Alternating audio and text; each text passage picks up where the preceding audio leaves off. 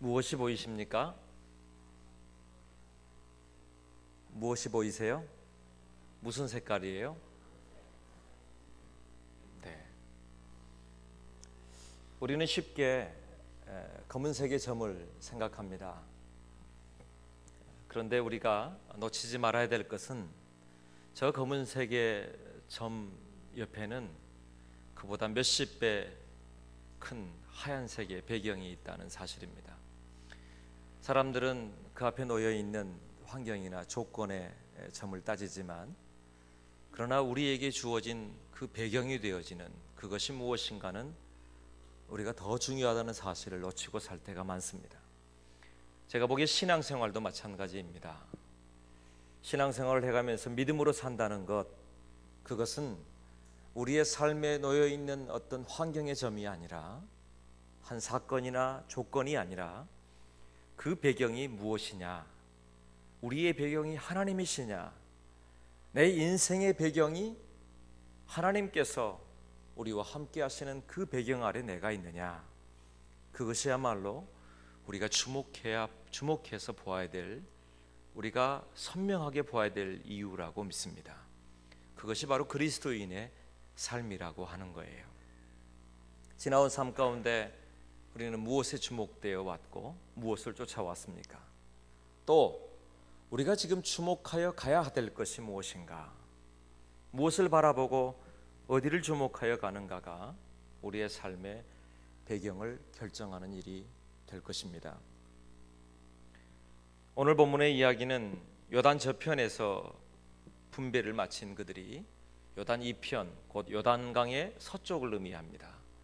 그곳에 9개의 지파와 그리고 또 다른 반지파가 그곳에 와서 이 땅을 나누는 분배의 일을 하고 있는 거예요. 그곳에 레위인도 함께 있습니다만, 레위인은 구별된 사람들이기 때문에 요셉의 두 아들이 한 지파씩을 나누어서 12지파를 나누어 가는 것이죠. 그런데 한 가지 문제가 있습니다. 그것은 바로 헤브론이라고 하는 헤브론 땅에 관한 이야기입니다. 이 땅은 높은 고지에 있는 땅이고 산악지대일 뿐만 아니라 그곳은 아낙 자손이라고 하는 거인 족속이 사는 땅입니다. 그곳의 옛 이름이 기럇 아르바였어요. 그 아르바라고 하는 것은 아낙 자손 중에서도 최고의 거인의 이름을 딴 것입니다. 그러니까 그 땅에 있는 거인 족속들과 그 땅의 척박한 그 헤브론 땅에 대하여 나서는 사람이 없었다는 거예요. 아마 이 땅을 분배해야 하는 지금 여호수아 입장에서도 난감한 상황에 있었을 것입니다. 그런데 그때 85세의 노인 한 분이 나서서 이렇게 이야기합니다. 이 산지를 내게 주십시오. 이 산지는 제게 약속하신 땅입니다.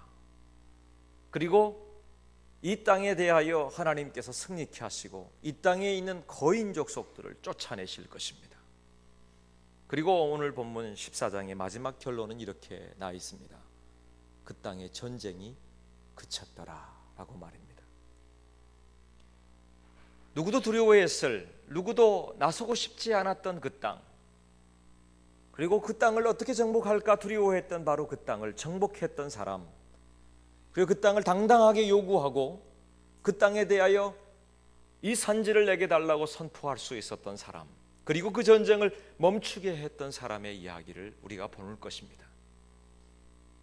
그리고 우리도 이 갈렙이라고 하는 이 사람을 통하여 우리도 당당하게 무엇인가를 하나님 앞에서 어떤 모습으로 구할 수 있을 것인가. 여러분, 지난 한 해를 돌아보면서 이 산지를 내게 달라고 선포하며 오셨습니까? 새해를 맞이하면서 하나님 이 산지를 내게 주십시오라고 하는 소원과 꿈이 있으십니까? 그것을 이루어낸 사람이 여기 있습니다. 그 주인공을 보면서 내게도 허락하시는 이 산지를 얻고자 하십니까? 그렇다면 갈렙의 이야기를 들어보십시오. 어떻게 갈렙은 이 산지를 달라고 고백할 수 있었을까요?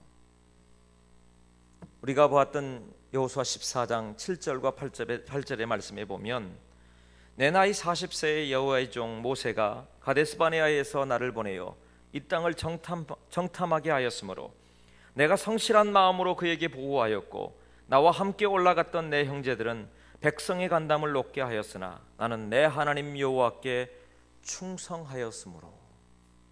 하나님께 무엇을 했다고요? 충성하였으므로.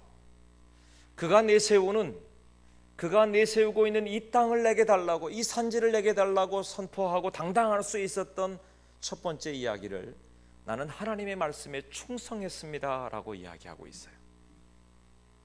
그런 말을 할 수 있는 사람이 얼마나 될까도 싶은데, 그런데 정말 충성하며 이곳까지 왔다. 그가 나이 40여 세에 가네스 바네아에서 이스라엘의 대표로 12명의 정탐꾼 중에 한 명으로 뽑혔습니다. 그리고 그 가나안 땅, 지금 보고 있는 가나안 땅을 40일 동안이나 정탐하고 돌아왔어요. 세세하게 보았을 것입니다. 누구보다 잘 알고 있습니다.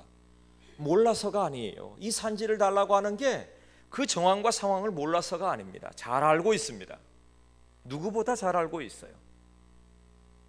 12명의 정탐꾼들 중에 10명의 사람은 돌아와서 하는 말이, 그 땅 젖과 꿀이 흐르는 땅은 맞지만 우리 땅이 아니다. 우리는 그들 보기에 메뚜기와도 같다. 그들은 거인이다. 우리는 이길 수 없다. 그런데 그때 나섰던 한 사람 또 있었지요. 여호수아와 갈렙이라고 하는 이 두 사람이 나서서 말합니다. 아니다. 그들은 우리의 밥이다. 다만 한 가지, 하나님을 거역하지 말아라.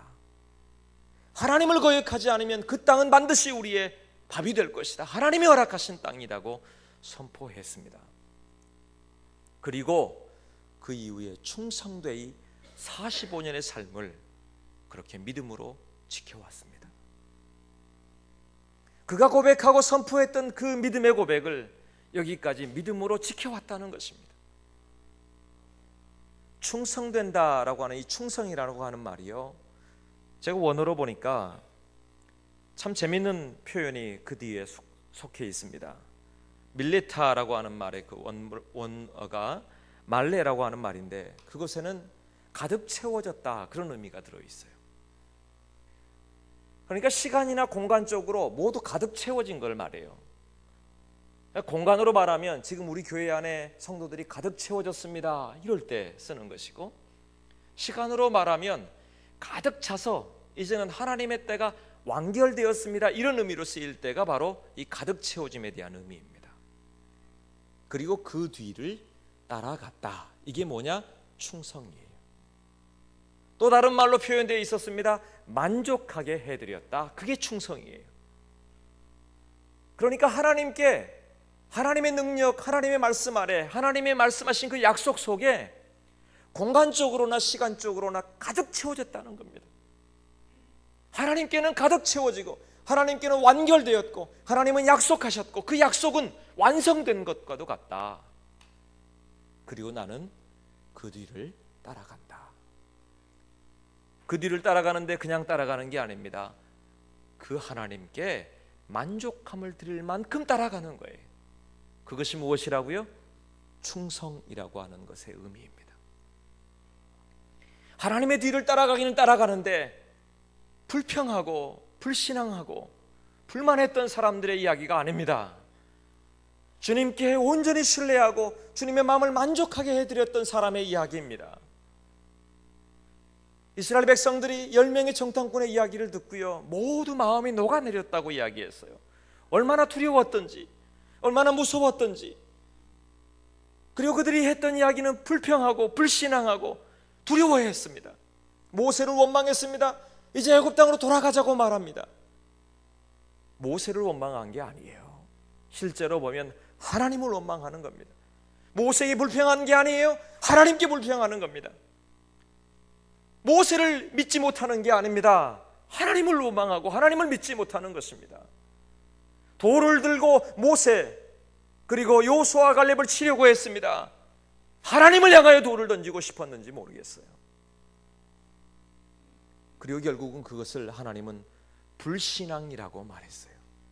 너는 나를 믿지 않는다고 말입니다. 그리고 40년의 광야 생활이 흘러간 거예요. 사랑하는 여러분, 지난 한 해 동안 우리가 지나오면서 주님의 뒤를 쫓아오셨습니까? 그리스도인으로 살아온다는 것, 주님의 뒤를 쫓아가는 것이라고 했는데 충성되이 왔느냐는 말이에요. 우리의 마음에 어쩌면 부끄러운 마음이 있을지 모르겠어요. 그러나 우리를 점검해 보아야 합니다. 내가 정말 충성되이 주님의 뒤를 쫓아왔는가? 주님과 동행하여 왔는가? 그런데 그 충성되다는 말 속에 주님의 마음에 만족할 만큼의 충성이 내 안에 있었는가 하는 것 말입니다. 주님이 이미 우리에게 약속하셨고 가득 채워주셨고 완성되게 해주셨고 그 약속에 대하여 반드시 성취하실 것이라고 말씀하셨는데 그것을 얼마나 신뢰하고 믿음으로 걸어왔는가 하는 것을 하나님은 묻고 계신다고 하는 것입니다. 정말 주님의 이름을 의지하여 하나님 앞에 섰는가를 하나님께서 묻고 계시는 것이지요. 그리고 여기 갈렙은 말합니다. 나는 그렇게 지나온 45년을 주님의 뒤를 쫓아왔습니다. 주님과 함께 동행하여 왔습니다. 그러니 나는 말할 수 있습니다. 주님께서 이 땅을 내게 주실 것입니다 라고 말이에요. 누가복음 5장 5절의 말씀에 시몬이 대답하여 이르되 선생님 우리들이 밤이 새도록 수고하였으되 잡은 것이 없지만은 말씀에 의지하여 내가 그물을 내리리이다 그랬어요. 그 말 속에는요 여러 가지 말이 들어있어요. 내가 밤이 새도록 수고했습니다. 그 말은 밤새도록 애써봤지만 잡히지 않았습니다. 또 그 말 속에는 이 갈릴리 바다에 관한 것은 내가 더 잘 압니다. 내가 경험했던 것, 내가 지금까지 준비했던 것, 내가 가진 지식과 능력과 그 모든 것이 내가 가지고 있는 것들이 주님께서 말씀하시는 것보다 내가 훨씬 많은 세월을 이 땅에 살았습니다. 그런 이야기가 들어있는 거예요. 그런데 시몬이 베드로로 부름받을 수 있었던 비결이 그 다음에 기록되어 있어요. 그러나 주의 말씀 의지하여 내가 그물을 내리리이다. 주님의 말씀 의지해서 내가 가지고 있는 경험, 내가 가지고 있는 생각, 내가 가지고 있는 모든 것을 지금 내려놓고 주님의 말씀에 의지해서 따라가겠습니다. 주님의 말씀 의지해서 그물을 내리겠습니다. 그런 고백을 하고 있다는 말이에요. 전적인 의지, 전적인 신뢰를 말하고 있는 겁니다. 한 목사님이 써놓은 그 선교 보고서에 글에 보니까 그 동생 목사님이 선교하고 있는 한 섬에 갔습니다. 그리고 그 섬에 가서 선교지를 둘러보게 되었습니다. 그리고는 그 선교지를 파나이 섬이라고 하는 그 선교지를 돌아보면서 50여 명의 선교사들과 함께 그 지역을 함께 탐방하게 되는 거예요. 앞에는 버스가 가고 뒤에 승용차로 따라가는데 이 목사님 뒤에 타고 있었습니다. 너무 더운데 이게 에어컨도 잘 되지 않고 창문을 열 수밖에 없어요. 근데 앞에 가는 버스 매연이 너무 괴롭게 하는 겁니다. 그래서 이 운전해 주시는 분에게 부탁했어요. 앞으로 좀 가면 안 되겠느냐고. 길을 아십니까? 예, 길을 압니다. 목적지를 아십니까? 예, 목적지를 압니다. 그러면 좀 추월해서 앞으로 가시자고. 매연이 너무 괴롭다고. 이분이 그러더래요. 안 됩니다. 왜 안 됩니까? 앞에 계신 선교사님이 뒤를 따라오라고 했습니다. 그러더래요. 다시 말하기를 저 앞에 있는 선교사가 내 동생이요. 그러니까 형이 앞에 간다고 해도 아마 괜찮을 거요. 근데 아무 말도 않고 그냥 가더래요. 형이 문제가 아니에요. 선교사님이 따라오라고 했으니 그렇게 가겠다는 겁니다. 도착해서 이 선교사님께 말을 그렇게 했더니 삐그시 웃으면서 그러더래요. 그분이 고지식하지만 그렇게 순종하는 분입니다. 근데 그 이분의 반응을 보면서 자신의 삶을 돌아봤다는 겁니다. 목사님이 정말 내가 하나님 앞에 순종한다고 말했고 주님의 부르심과 함께 동행한다고 이야기했는데 나는 정말 얼마나 주님의 뒤를 따라왔는가. 주의 말씀 앞에서 매연이 좀 나고 힘들어하고 이런 때 있지요. 그럴 때 혹시 내 마음은 불평이 있었지 않았는가. 주님의 뒤를 차근차근 따라가다 보면 내가 가야 할 그곳에 반드시 도착하게 될 것인데 혹시 내가 앞서가려고 하고 내가 도망가려고 하고 내가 불평만 하지 않았는가. 그런 마음이 그 속에 있었다는 거예요. 제가 보기에요, 충성하라, 복종하라, 순종하라 이런 말이 들리면 우리의 마음속에부터 이미 거부 반응이 있을 때가 있어요. 그렇죠? 지금 무슨 말입니까? 근데 사랑하는 여러분, 잘 생각해 보세요. 사람의 이야기가 아닙니다. 누구에게 순종하라, 누구에게 복종하라가 아니에요. 적어도 주의 말씀 앞에서는 우리가 순종할 만한, 뒤를 온전히 쫓아갈 만한 마음이 있어야 되는 거 아니겠어요? 내가 그리스도인으로 부름받았고 주님과 함께 동행하며 여기까지 왔다면 주 예수 그리스도의 이름 앞에 온전히 순종할 마음이 있어야 되는 거 아니겠냐 말이에요. 내가 밤새도록 그물을 내렸습니다. 그리고 내 모든 인생의 경험이 여기에 있습니다. 내 모든 지식과 능력이 여기에 있습니다. 그러나 그럼에도 불구하고 주의 말씀 의지하여 그물을 내리겠습니다. 그 정도의 마음이 우리에게 있어야 되는 것 아니냐는 말이죠. 디모데전서 1장 12절 이하에 나를 능하게 하신 그리스도 예수 주께 내가 감사함은 나를 충성되이 여겨 내게 직분을 맡기심이니 내가 전에는 비방자요 박해자요 폭행자였으나 도리어 긍휼을 입었다. 바울의 고백입니다. 다시 이렇게 고백합니다. 나는 죄인 중에 괴수다. 그러나 내가 긍휼을 입은 까닭은 예수 그리스도께서 내게 먼저 일체 오래 참으심을 보이사 후에 주를 믿어 영생 얻는 자들에게 본이 되게 하려 하십니다. 바울은 이렇게 말합니다. 철저하게 주님 앞에서 내가 누구인지를 보았다는 거예요. 죄인 중에 괴수라는 거예요. 죄인 중에서도 괴수예요. 그런데 주님이 나를 위하여 먼저 오래 참아주셨고 용서해 주셨고 십자가를 지셨다는 겁니다. 그리고 그 다음 주님이 뭐라고 하셨나요? 너도 너의 십자가를 지고 나를 쫓으라고 하신 것 아닙니까? 그 이야기 하는 거예요. 충성되이 주님의 뒤를 쫓아갔다는 것은 다른 게 아닙니다. 바로 그 뒤에서 주님의 뒤를 쫓아갈 때에 내게 주신 십자가, 주님이 먼저 나를 위해 주신 십자가, 나를 위하여 먼저 충성하신 십자가, 나를 위하여 온전히 하나님의 아들이신 그분이 모든 것 내어주신 그 사랑의 십자가를 먼저 내게 허락하셨고 먼저 충성하셨다면 그 은혜 못 잊어 나도 주님의 십자가 지고 나도 뒤를 쫓아가야 되는 것, 그게 충성 아니냐는 말이에요. 갈렙은 말합니다. 내가 그렇게 지나온 45년의 삶을 살아왔다고 말입니다.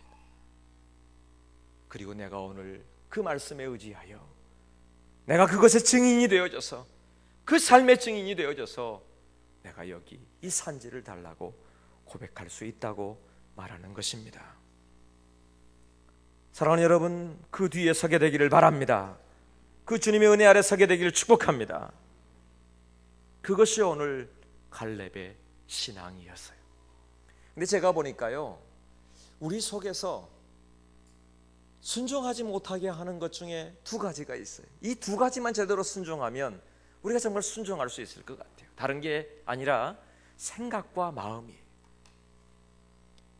말씀이 들리면요, 또 어떤 상황이 부딪히면요, 우리의 마음속에, 우리 생각 속에 얼마나 많은 생각이 있는지 몰라요.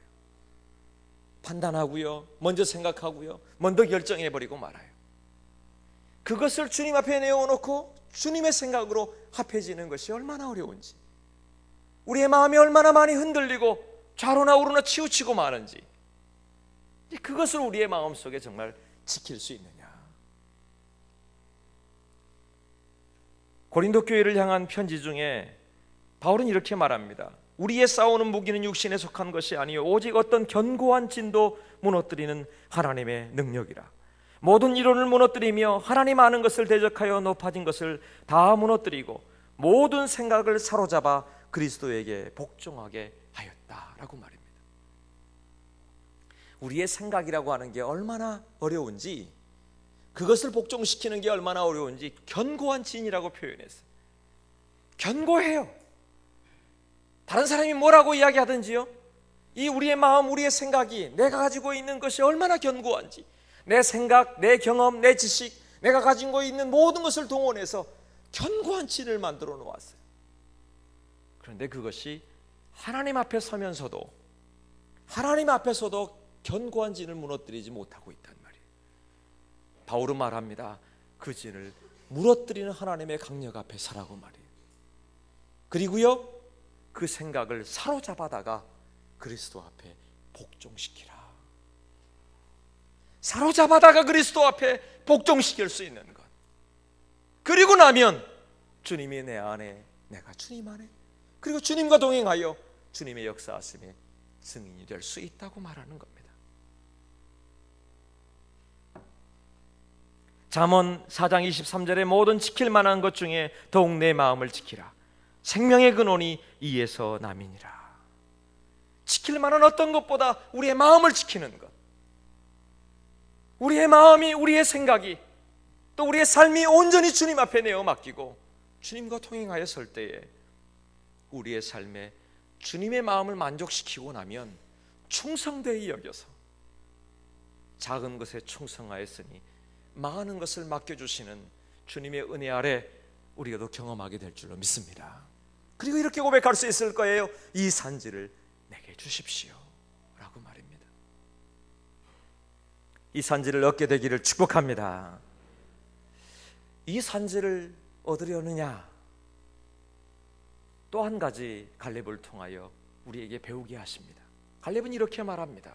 내가 이 산지를 얻게 하는 비결이 있다.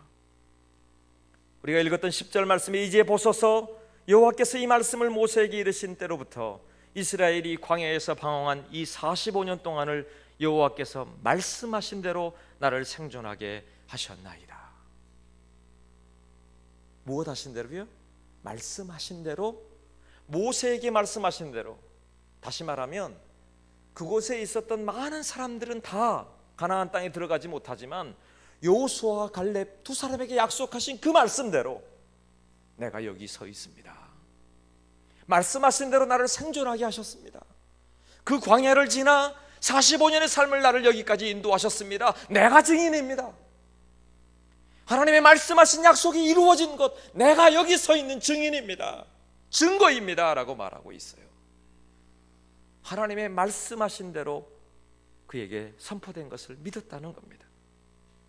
12절 말씀도 이렇게 기록합니다. 그날에 여호와께서 말씀하신 이 산지를 내게 주소서. 지금 내게 주소서. 당신도 그날에 들으셨거니와 그곳에는 아낙 사람이 있고 그 성읍들은 크고 견고할지라도 여호와께서 나와 함께 하시면 내가 여호와께서 말씀하신 대로 그들을 쫓아내리이다. 놀라운 사실은 하나님의 말씀하신 대로 이루어질 것을 믿었고요, 그 말씀하신 대로 그 약속을 신뢰했기 때문에 당당하게 선포하는 겁니다. 지금 이 산지를 내게 달라고 말이에요. 이런 생각해 보셨나요? 지금 갈렙이 말하고 있는 약속이라고 하는 것, 말씀이라고 하는 것은요 45년 전 이야기예요. 여러분에게 여쭤볼게요. 45년 전의 약속이 지금 기억나시는 분? 기억나나요? 45년 전 이야기인데, 그런데 어떻게 갈렙은 45년이 지난 이때에 더 명료하고 더 명확하게 이 산지를 내게 달라고 하나님이 말씀하셨다고, 하나님이 약속하셨다고 그렇게 고백할 수 있을까요? 그것은 이 갈렙의 마음 속에, 갈렙의 삶 속에 하나님의 말씀하신 것을 45년 전의 이야기로 놓치지 않고 끊임없이 45년 동안 그 마음에 품고 묵상하고 기대하고 기도하고 그리고 믿고 주님 앞에, 하나님 앞에 끊임없이 이 말씀을 가져왔다고 믿습니다. 말씀은 그렇게 듣는 거예요. 그것이에요. 오늘 이 갈렙을 통하여 우리에게 주신 말씀은 45년 전에 한 번 있었던 이야기가 아닙니다. 갈렙은 45년을 살아오는 그 날마다의 삶 가운데 그냥 하나님을 기대했어요. 하나님의 말씀을 품었어요. 그리고 말씀을 묵상했어요. 그리고 그 말씀을 믿었어요. 제가 보니까요, 말씀이 귀에 들리는, 그 말씀이 들릴 때에 이 놀라운 역사가 우리에게 실상으로 드러날 수 있는 것에는 반드시 한 가지 법칙이 따릅니다. 그것은 듣고 난 이후에 그의 마음이 믿어지는 거예요. 그리고 그것을 믿음으로 받아들인 사람은요 사명이 생겨요. 믿음과 사명을 가진 사람은요 꿈이 생겨요. 그리고 그 꿈을 갖고 끊임없이 그 꿈을 꾸고 기대하는 겁니다. 그리고 여기 그 꿈을 이루어내는 과정을 보는 거예요. 그것이 갈렙이 지금 요구하는 당당함입니다. 하나님께서 말씀하시는 그 자리에서 듣게 되어지면 그것이 다른 사람의 이야기가 아니에요. 지금 이 순간에도 얼마나 주의 말씀이 지금 들려가고 있는데 여러분의 귀에 들립니까? 그럼 마음판에 새겨야 되는 거예요. 그게 믿음입니다. 믿음으로 끝나지 않습니다. 믿음이 내 안에 일어나면 그것이 내게 사명이 되고, 그 사명이 내게 역사하시는 꿈이 되고, 그 꿈을 통하여 하나님의 믿음의 실상을 보게 될 줄로 믿습니다. 그 믿음의 사람들이 꿈꾸고 기대하고 바라는 것에서 하나님이 얻게 하시는 거란 말이에요.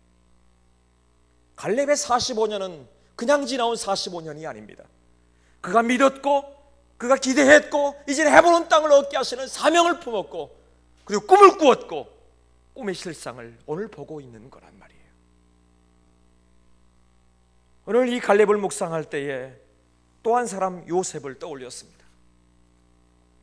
요셉은 어릴 때에 꿈을 꾸었습니다. 자기가 원해서 꾼 꿈이 아닙니다.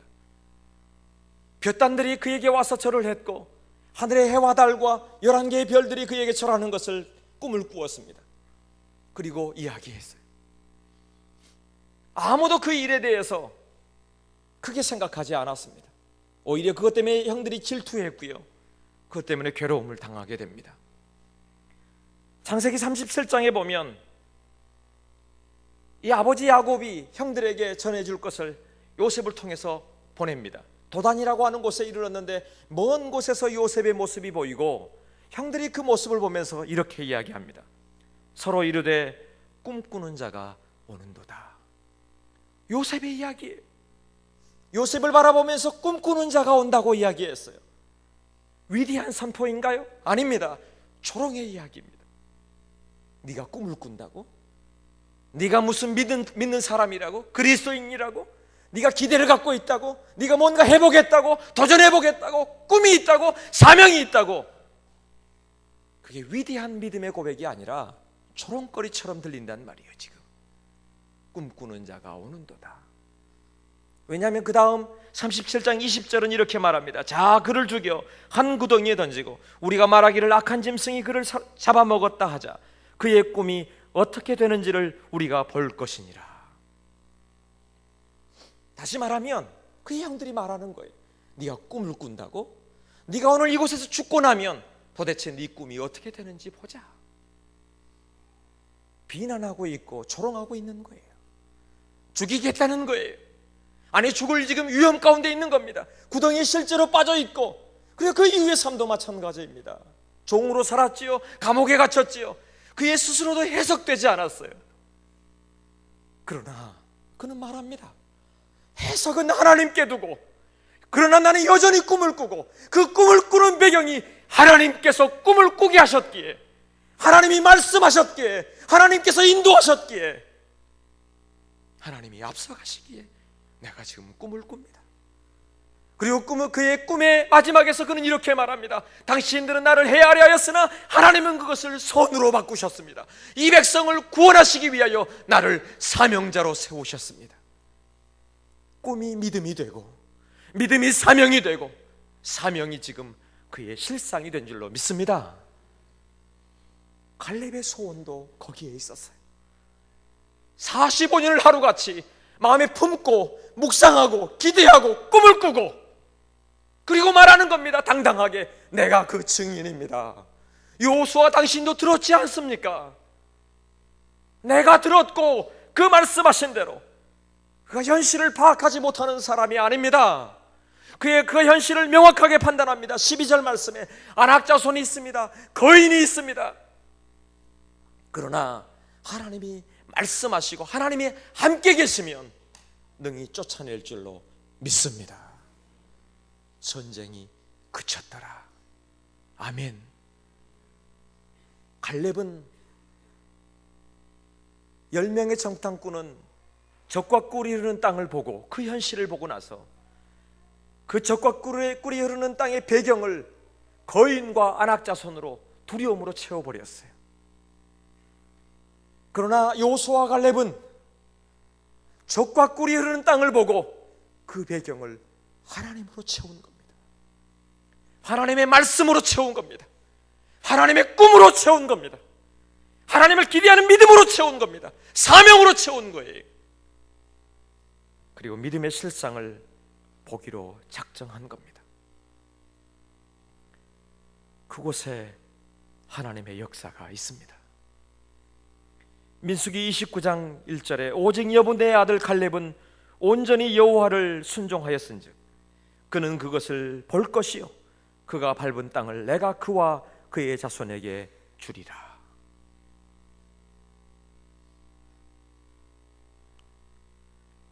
그에게 주시겠다고 약속하신 그 일이 여기 선포되어 있습니다. 신명기 1장 36절의 말씀입니다. 사랑하는 여러분, 우리에게 말씀하시는 것이 이미 약속되어져 있는 것입니다. 그럼 예전에 잊혀진 것입니까? 아니면 내 마음에 품고 있는 믿음입니까? 믿음을 쫓아 주와 함께 동행하게 되길 바랍니다. 주께서 말씀하심을 믿게 되길 바랍니다. 주의 말씀 안에 거하게 되길 바랍니다. 그 말씀을 품고 기대할 수 있기를 축복합니다. 증인이 되십시오. 말씀을 맺겠습니다. 남미 에콰도르의 열대우림 한 지역의 와다니족이라고 하는 곳에 복음을 전하러 갔다가 28살의 젊은 나이로 순교했던 짐 엘리엇의 이야기를 우리는 들었을 것입니다. 창끝이라고 하는 영화로도 만들어졌습니다. 젊은 나이에 그는 순교의 제물이 되었어요. 그가 썼던 일기를 전능자의 그늘이라고 하는 책으로 출판되었는데 그의 아내가 그 책을 그것을 정리하고 써내려갔습니다. 그의 책에 보면 1949년 7월 23일에 일기 한 편이 이렇게 기록되어 있습니다. 말씀을 읽으며 하나님을 구하는 시간도 있지만 열망이 시들해진다. 위대한 순교자에게도요, 열망과 열정이 시들해질 때가 있더랍니다. 주님, 들꽃 같은 저를 붙들어 주소서. 여호와의 저를 지탱해 주소서. 주님의 오른팔은 강하나 제 손은 약함입니다. 토요일 밤 일에 지쳤지만 지금 주님께 뭔가를 구하고 있다. 주님, 이 약하고 무른 손으로 무엇을 지을 수 있을까요? 토요일 밤에 그의 몸이 지쳐 있다고도 고백합니다.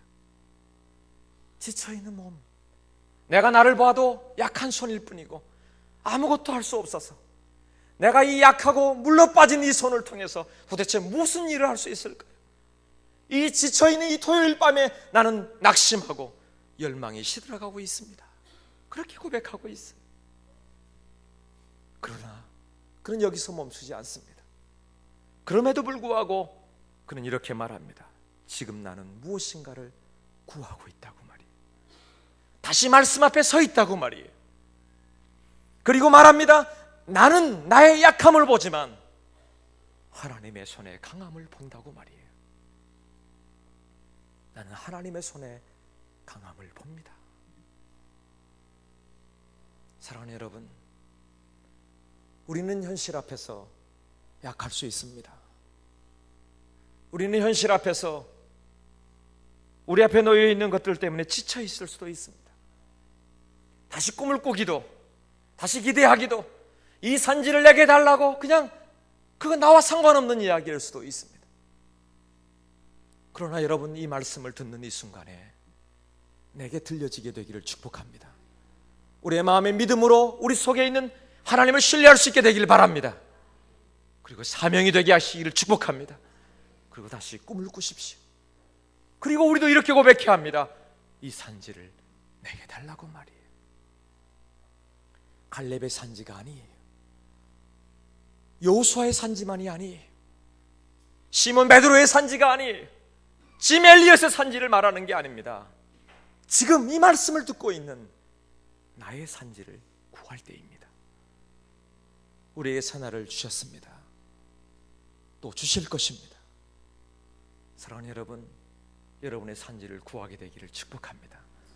반드시 하나님께서 우리와 함께 계십니다. 기도하겠습니다.